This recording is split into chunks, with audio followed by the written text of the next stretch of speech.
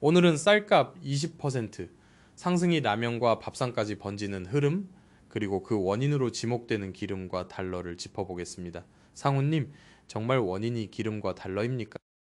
네, 한치도 의심할 여지가 없습니다. 기름이 오르면 생산과 유통의 비용이 올라가고 달러가 오르면 그 비용의 재료비가 한 번 더 뛰어오릅니다. 이 구조가 동시에 작동하니까 쌀, 라면, 밥상 전반이 흔들리는 겁니다. 쌀값을 이렇게까지 끌어올리는데 전쟁 같은 대외 요인이 바로 들어온다는 게 납득이 안 된다는 분들도 많아요. 구체적으로 어떤 경로로 연결됩니까? 아주 단순한 경로입니다. 첫째, 국제 유가 상승입니다. 최근 국제 유가가 다시 고공입니다. WTI 4월 인도분이 100달러를 넘어섰고 브렌트유도 113달러대까지 올라왔습니다. 유가가 오르면 농업용 연료, 건조와 저장 과정의 전력 비용, 그리고 물류비가 같이 밀립니다. 둘째, 원달러 환율 상승입니다. 달러가 강해지면 한국이 해외에서 사오는 모든 비용이 달러로 계산돼서 더 비싸집니다. 환율 수치로 보면 어느 정도까지 온 건가요? 달러원 환율이 1,500원을 넘어서는 흐름이 다시 강해졌습니다. 23일 기준으로 1,517원대까지 올라갔고 2009년 3월 이후 17년 만에 가장 높은 수준이라는 표현이 나옵니다. 그리고 더 중요한 건 이런 1,500원 돌파가 흔치 않다는 겁니다. IMF 외환 위기 때인 1997년, 글로벌 금융 위기 때인 2008에서 2009년, 그리고 최근이 단 세 차례로 묶여서 설명될 정도였죠. 그런데 상훈님, 그래도 라면과 쌀까지 간다는 건 뭔가 추가 요인이 있어야 하지 않습니까? 추가 요인이 있습니다. 이게 바로 생산자 물가가 이미 올라가기 시작했다는 신호입니다. 한국은행이 생산자 물가가 전년 동월 대비 2.4% 상승했다고 했죠. 2024년 7월 이후 19개월 만에 2%를 넘었고 6개월 연속 상승입니다. 생산자 물가가 오르면 소비자 물가로 시차를 두고 전이됩니다. 특히 에너지와 환율 충격이 강했던 국면이라서 더 올라갈 가능성이 있다는 코멘트가 같이 나왔습니다. 쌀값이 실제로 얼마나 올랐는지도 중요한데요. 쌀 도매가가 오르고 소비자가 연쇄 상승 중이라고 하더라고요. 네, 그 숫자가 말이 안 되는 수준은 아닙니다. 농산물 중 쌀은 이미 전년 대비 21.4% 상승, 7개월 연속 20% 넘는 흐름이라고 했습니다. 소비자 가격도 20kg 기준 평균이 62,669원, 전년 대비 13.3% 올랐다는 내용이 나오죠. 그리고 쌀은 그냥 농산물이 아니라 밥상에서 바로 비용 전가가 일어나는 핵심 품목입니다. 유가로 물류비가 오르고 달러로 농자재와 수입, 투입비가 오르면 제조와 유통 어느 단계든 가격 압박이 생깁니다. 라면까지 번진다는 건 또 다른 이유가 있을까요?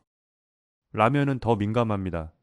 라면은 밀가루, 식용유, 가공식품 원료가 얽혀 있고 물류와 포장, 유통 전 과정이 에너지 비용에 영향을 받습니다. 특히 식용유나 유지류는 유가와 환율 영향이 직접적입니다. 여기에 달러 환율이 높게 유지되면 수입 원료 비용이 재차 올라갑니다. 결국 기름과 달러는 쌀처럼 단일 품목이 아니라 밥상 전체의 공통 분모가 됩니다. 그리고 여기서 정부가 특정 방식으로 시장을 안정시키려 해도 국제 유가가 출렁이고 환율이 높은 구간에 오래 머물면 가격은 쉽게 꺾이지 않습니다. 이런 충격은 전쟁이 끝나면 빨리 꺼지나요? 아니면 오래 가나요? 저는 오래 갈 가능성을 더 경계해야 한다고 봅니다. 과거 사례도 있지만 지금과 조건이 다릅니다. 환율 1,500원대 경험을 보면 2008년 말에 1,500선을 넘어선 뒤에는 5거래일 정도만 1,500대를 넘나들고 한 달여 만에 1,300원대까지 떨어졌다는 기록이 있습니다. 2009년에도 1,500 돌파 후 보름 만에 1,590원대까지 올랐지만 이후 한 달 만에 1,400원대로 내려오기도 했죠. 즉, 과거엔 빨리 진정된 사례가 있었습니다. 그런데 왜 지금은 다를 수 있다는 겁니까? 이유가 명확합니다. 이번에는 단순히 환율만 문제인 게 아니라 인플레이션이 고착화될 수 있다는 경로가 동시에 열려 있다는 겁니다. 외환 딜러 코멘트 중에도 이런 취지가 있었습니다. 전쟁보다 인플레이션 반영이 일시적이지 않아 문제가 되고 한국 채권 시장은 기준금리 인상 가능성을 여러 번 반영하고 있어서 유가가 조금 빠진다고 곧바로 인상 전망이 내려가기 쉽지 않다는 말이 나왔습니다. 또 종전이나 휴전 합의가 나와도 정상화까지 시간이 걸릴 수 있다는 관측도 있습니다. 전쟁 충격이 끝나도 유가와 물가, 기대 인플레이션이 바로 원상 복귀하지는 않는다는 얘기죠.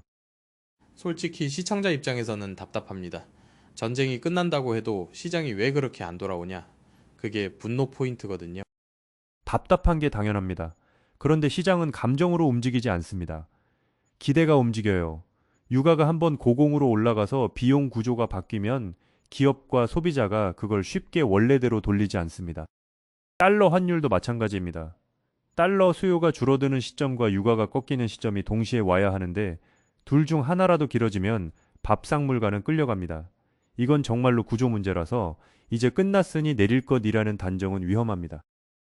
그러면 원인은 결국 기름과 달러로 정리되는데 정책적으로는 어떻게 대응해야 한다고 보십니까? 쌀값과 생활물가 안정은 누가 책임져야 하나요? 정책은 두 갈래입니다. 하나는 단기 대응, 다른 하나는 중기 구조 대응입니다. 단기에서는 유가와 환율이 만들어낸 비용 압력을 완충할 장치가 필요합니다. 비축미 방출 같은 조치가 있었지만 늦었다는 평가가 나오고 가격 상승세가 꺾이지 않았다고 했죠. 이런 부분은 속도와 타이밍이 생명입니다. 중기에서는 에너지와 환율 충격의 전이 경로 자체를 줄여야 합니다. 예를 들어 수입 의존이 큰 품목은 대체 수입처, 물류 효율, 그리고 원가 변동을 줄이는 방식이 필요합니다. 달러 환율을 정부가 단번에 낮추는 건 현실적으로 어렵습니다. 그렇다면 기업과 유통이 환율 변동을 견딜 수 있게 위험 관리 체계가 더 중요해집니다. 마지막으로 지금 왜 쌀값이 오르고 라면까지 번지느냐를 한마디로 정리해 주신다면요. 기름값이 오르면 생산과 운송 비용이 먼저 뛰고 달러가 오르면 그 비용을 감당하는데 필요한 원재료와 수입비가 추가로 뛰기 때문입니다. 쌀은 시작이고 라면은 다음입니다. 그리고 핵심은 전쟁 종료 여부보다 유가와 환율이 높은 구간에 얼마나 오래 머무를지입니다. 알겠습니다. 오늘 말씀 감사드립니다. 시청자 여러분, 쌀값 20% 상승이 단발이 아니라 밥상 전체로 번지는 이유가 기름과 달러라는 점, 그리고 그 충격이 유가와 환율의 지속성에 달려 있다는 점 꼭 기억해 주시기 바랍니다. 여러분의 생각들도 댓글로 공유해 주세요.